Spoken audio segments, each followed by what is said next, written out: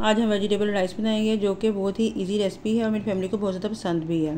इसके लिए मैंने एक पैन लिया है, उसमें 2 मीडियम प्याज मैंने डाल दिए हैं, उसको डार्क गोल्डन ब्राउन कर लें। अब उसमें थोड़ा पानी डाल दें ताकि प्याज का कलर अच्छे तरीके से निकल आए। अब इसमें लहसुन अदरक डाल लें और साथ टमाटर चॉप करके डाल दें।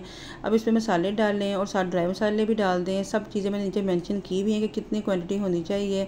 अब इसमें मैंने आलू और मटर डाल दिए हैं, उसको अच्छे तरीके से भून लें और उसके बाद अब इसमें पानी डाल दें और अब इसको पकने के लिए रख दें। उसके बाद अब जब ये आलू गल जाएंगे तो अब इसमें चावल शामिल कर दें। चावल 1 kg चावल मैंने लिए थे वो शामिल कर दें और कवर करके रख दें। जब पानी इसका ड्राई हो जाएगा तो इसमें कॉर्न, बॉयल कॉर्न है वो डाल दें और हरी मिर्चें डाल दें और दम पे रख दें। और जब अब हम इसको दम से उतारेंगे तो बहुत ही मज़े के खिले खिले चावल हमारे तैयार हैं। इस रेसिपी को ज़रूर ट्राई कीजिएगा, बहुत मज़े की रेसिपी है और बहुत ही मज़े के चावल बनते हैं। मुझे अपना फीडबैक ज़रूर